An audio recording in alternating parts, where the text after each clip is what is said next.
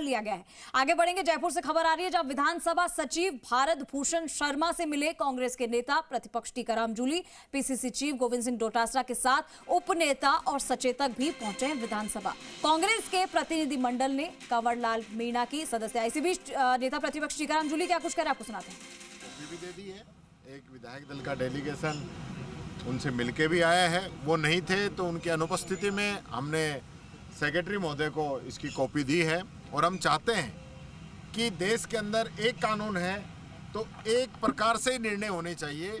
राहुल गांधी जी को आपने 24 घंटे के अंदर उनकी सदस्यता खत्म कर दी थी और 7 दिन के अंदर उनका मकान खाली करा लिया था।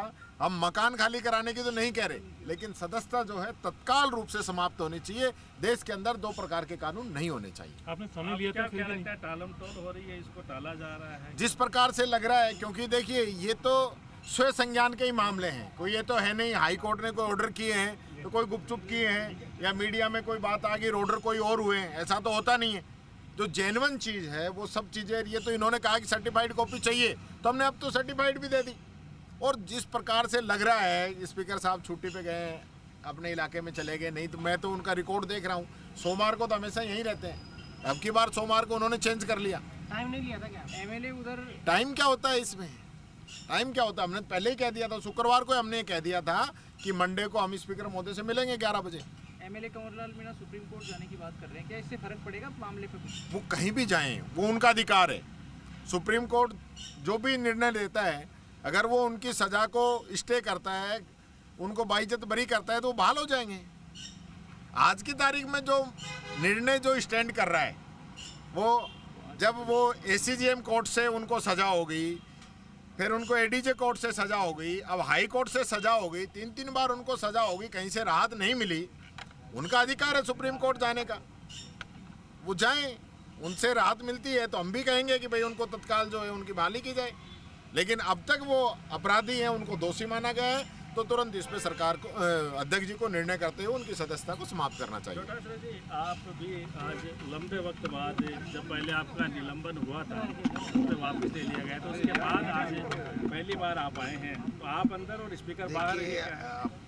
तो वो जाने, उनका काम है, वो कहाँ रहें कैसे रहें, मैं उस पर कैसे पाबंदी लगा सकता हूँ। सवाल ये है कि आज एक मैसेज देना चाहिए था माननीय स्पीकर महोदय को कि नहीं, मैं सबके लिए सम्मान हूँ और मैं मेरे सारे दौरे स्थगित करता हूँ कि जब नेता प्रतिपक्ष प्रतिनिधिमंडल के साथ में अगर कोई ज्ञापन देने आ रहे हैं और ऐसे विषय के ऊपर जिस पे किसी बीजेपी के विधायक की कंवरलाल मीणा की सदस्यता समाप्त होगी, 100% होगी, कोई रोक नहीं सकता है, ये सर्वमान्य कानून है।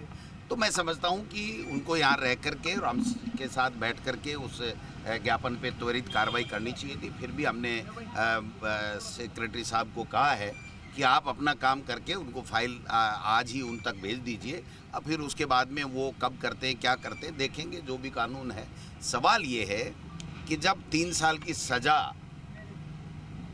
रह गई, फाइनल कर दिया हाई कोर्ट ने कि ये 3 साल की सज़ा है, तो केवल बीजेपी का विधायक है, इसलिए बचाने के लिए उसको सुप्रीम कोर्ट में जाकर के कोई उसको राहत मिले, इसके लिए उसको समय देने की आवश्यकता नहीं है। ये कानून अलाउ नहीं करता है। इसलिए मैं तो ये मानता हूँ कि उनको तुरंत प्रभाव से आज की तारीख में कंवरलाल मीणा जो अंता से विधायक हैं, वो आज सदस्य नहीं रहे हमारे कानून के मुताबिक, तो वो उनकी सदस्यता आज ही ख़त्म होनी चाहिए।